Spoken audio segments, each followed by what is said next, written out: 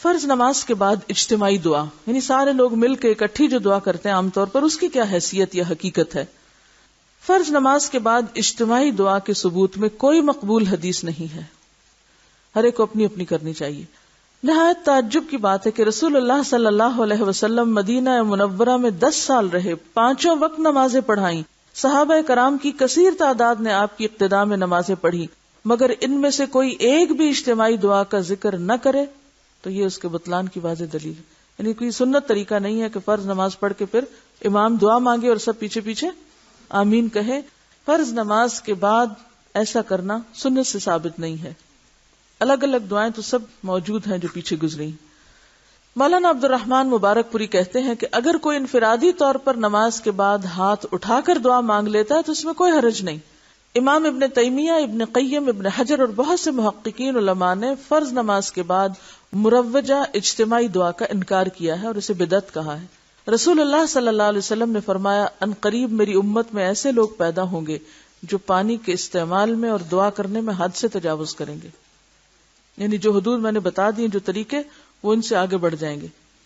اجتماعی دعا کی دلیل میں بیان کی جانے والی تمام روایات ضعیف ہیں، تفصیل حسب ذیل ہے۔ حضرت انس رضی اللہ عنہ سے روایت ہے کہ جو بندہ ہر نماز کے بعد اپنے دونوں ہاتھ پھیلا کر دعا کرے، اللہ تعالیٰ اس کے ہاتھوں کو نامراد نہیں لوٹاتا۔ اس کی سند میں اسحاق بن خالد ہے جو منکر احادیث روایت کرتا ہے۔ امام احمد بن حنبل فرماتے ہیں کہ اس کے ایک اور راوی عبدالعزیز بن عبد الرحمن کی خصیف سے بیان کردہ روایات جھوٹی اور من گھڑت ہوتی ہیں۔ خصیف کا انس سے سوا معلوم نہیں، علاوہ ازیں اس روایت میں اجتماعی دعا کا کوئی ذکر نہیں۔ یزید بن اسود عامری کہتے ہیں کہ رسول اللہ صلی اللہ علیہ وسلم نے نماز فجر کا سلام پھیرا اور دونوں ہاتھ اٹھا کر دعا مانگی۔ اس حدیث کی سند حسن ہے، مگر عبید اللہ رحمانی مرحوم لکھتے ہیں کہ کتب احادیث کے اندر اصل حدیث میں ورفع یدیہ فدعا، دونوں ہاتھ اٹھا کر دعا مانگی کے الفاظ موجود نہیں ہیں۔ علاوہ ازیں اس میں بھی اجتماعی دعا کا ذکر نہیں۔ حضرت عبداللہ بن عمر اور عبداللہ بن زبیر دعا کرتے تھے اور آخر میں اپنی دونوں ہتھیلیاں اپنے منہ پر پھیرتے تھے۔ اس سلسلے میں پیش کی جانے والی تقریباً تمام روایات نہ صرف یہ کہ سخت ضعیف ہیں بلکہ ان میں اجتماعی دعا کا ذکر تک نہیں۔ بعض احادیث کا موقع و محل تو کچھ اور ہے، مگر انہیں زبردستی زیر بحث اجتماعی دعا کے ساتھ نتھی کر دیا گیا ہے، یعنی نماز کے بعد نہیں۔ کیا فرض نمازوں کے بعد ہاتھ اٹھا کر اجتماعی دعا کرنا بدعت ہے؟ اس سلسلے میں درج ذیل امور قابل غور ہیں۔ نمبر 1، ہاتھ اٹھا کر اجتماعی دعا کرنا ایک مستقل عبادت ہے جو غیر موقت ہے، کسی وقت بھی کی جا سکتی ہے، اور جن مواقع پر اس کا اہتمام کرنا سنت سے ثابت ہے انہی کو ترجیح دی جائے گی۔ یعنی ایک بات ہے نماز کے بعد اجتماعی دعا کرنا، اور ایک ہے نماز کے علاوہ کسی بھی وقت اجتماعی دعا کر لینا، اکٹھے دعا کر لینا۔ تو ان دو چیزوں میں فرق ہے۔ نماز کے بعد تو کوئی سنت نہیں ہے کہ اکٹھے مل کے اس طرح ہاتھ اٹھا کے دعا کی جائے، لیکن کسی اور موقع پر کی جا سکتی ہے، اور وہ غیر موقت، یعنی اس کا کوئی وقت مقرر نہیں ہے۔ ہاں، جو سنت میں اوقات ایسے ہمیں ملتے ہیں کہ جس میں صحابہ اور آپ نے اکٹھے دعا کی، ان مواقع کو پھر ترجیح دی جائے گی۔ ٹھیک ہے۔ نمبر 2، جو عبادت ہر وقت جائز ہو، اگر آپ اپنی سہولت کے لیے اسے کسی خاص وقت میں روزانہ کرنا چاہتے ہیں تو اصولی طور پر یہ بھی جائز ہے۔ ٹھیک ہے، یعنی جو عبادت کسی بھی وقت کی جا سکتی ہے، مثلا نفل پڑھے جا سکتے ہیں، دعا مانگی جا سکتی ہے ہاتھ اٹھا کے، ویسے تو اگر آپ اس کو خود اپنے ذاتی طور پر اس کی پابندی شروع کر دیں تو اس کی اجازت ہے۔ اس کی دلیل کیا ہے؟ اللہ تعالیٰ کا وہ عمل زیادہ محبوب ہے جس پر ہمیشگی کی جائے اگرچہ تھوڑا ہو، سمجھ گئے؟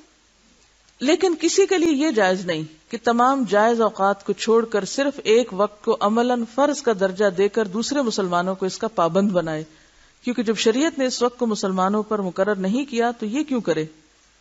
مثلاً اگر مختلف افراد روزانہ مختلف اوقات میں قرآن پاک کی مختلف صورتیں پڑھتے ہیں تو یہ عمل جائز ہوگا۔ کسی نے مجھے لکھ کے دیا میں ظہر کے بعد یہ صورت پڑھتی ہوں، عصر کے بعد، مغرب کے بعد، وہ اپنا ایک عمل ہے، اپنی ایک پابندی۔ جیسے آپ کو یہ کہا جا رہا ہے کہ یہ آیات جو اب آپ یاد کر رہے ہیں دن کی نمازوں میں اسے بار بار دہراتے رہیں تاکہ آپ یہ حفظ کا حصہ بھول نہ جائیں۔ اب آپ نے مقرر کر لیا میں فجر میں یہ پڑھوں گی، ظہر میں، عصر میں، مغرب میں، تو یہ آپ کا انفرادی عمل، آپ ایسا کر سکتے ہیں، ٹھیک ہے، لیکن آپ دوسروں کو پابند نہیں بنا سکتے۔ مثلا مجھے کوئی حق نہیں کہ میں آپ سب کو کہوں آج کے بعد آپ سب فجر کی نماز میں سورۃ البقرہ اتنی اور اتنی آیتیں پڑھا کریں۔ کیوں؟ یہ ایک شریعت مقرر کرنا ہے جس کا مجھے حق نہیں. ہاں انڈیویجولی اگر میں اپنے لیے کوئی ایک عبادت خاص کر لیتی ہوں اپنی سہولت کے لیے تو کوئی بات نہیں، کیونکہ کوئی بھی کام اگر پابندی کے ساتھ کیا جاتا ہے تو وہ پسندیدہ کام بن جاتا ہے، لیکن دوسروں کے اوپر اسے مسلط نہیں کرنا چاہیے، اس سے دین مشکل ہوتا ہے. اب یہاں بھی یہ کیوں کہا جا رہا ہے کہ فرض نماز کے بعد ایسا نہ کیا جائے؟ مجھے ایک آدھ دفعہ ایسی کسی مسجد میں نماز پڑھنے کا اتفاق ہوا جن کے جو امام صاحب تھے نماز کے بعد انہوں نے دعا مانگنی شروع کر دی. اتنی لمبی دعا، معلوم نہیں کہاں کہاں کی irrelevant دعائیں. دیکھیں نا، دعا بھی ایک طرح سے ایک حاجت اور ایک ضرورت کو سامنے رکھ کے ہی مانگی جاتی ہے نا، کسی موقع بحال کی مناسبت سے ہی مانگی جاتی. اگر شادی کا موقع ہوگا تو آپ کیا دعا مانگیں گے کہ مجھے قبر کے عذاب سے بچا؟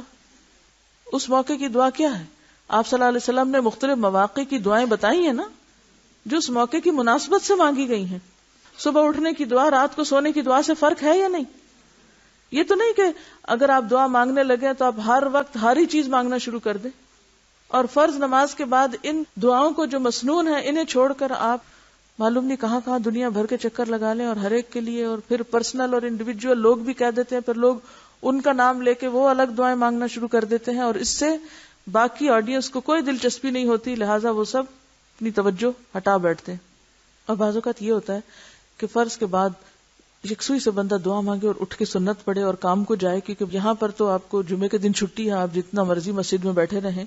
بعض ممالک ایسے ہیں کہ جہاں جمعے کے دن لوگ اپنے ڈیوٹی آورز میں سے 1 گھنٹہ آف لے کے، بعض اپنے پے کٹوا کے اور بعض کسی بھی اور وقت میں اس گھنٹے کو پورا کر کے وہ وقت لے کے مسجد میں آتے ہیں. اب ایسے ممالک میں بھی بعض ناسمجھ امام کیا کرتے ہیں کہ وہ یہ نہیں دیکھتے کہ لوگ کتنی دور سے آئے اور انہیں پھر واپس کام پہ پلٹنا ہے، انہیں نماز پڑھائیں اور فارغ کریں. اتنی دیر کا شاید خطبہ نہیں ہوتا جتنی دیر کی وہ دعا ہو جاتی ہے. تو اس سے کیا نقصان کیا ہوتا ہے؟ لوگ دین سے بھاگتے ہیں، وہ اگلی دفعہ وہاں نماز نہیں پڑھنے آئیں گے، اور ہو سکتا ہے کہ دوسری مسجد بہت دور ہو اور وہ سرے سے ہی نہ جائیں. مثلا اگر مختلف افراد روزانہ مختلف اوقات میں قرآن پاک کی مختلف صورتیں پڑھتے ہیں تو یہ عمل جائز ہوگا. لیکن اگر کوئی مولوی صاحب یہ دعوت دینی شروع کر دے کہ تمام اہل اسلام روزانہ فجر کی نماز کے بعد 20 مرتبہ سورۃ القمر پڑھا کریں، اس کا یہ اور یہ ثواب ہے، پھر اس کے حلقے اثر میں آنے والے تمام مسلمان واقعتاً سختی کے ساتھ اس کی پابندی شروع کر دیں، تو ان کا یہ عمل محتاج دلیل بن جائے گا. دلیل لانی پڑے گی انہیں اس کے لیے. اگر شرعی دلیل میں اس کی صراحت آ جائے تو سنت ہوگا، ورنہ بدعت ہوگا.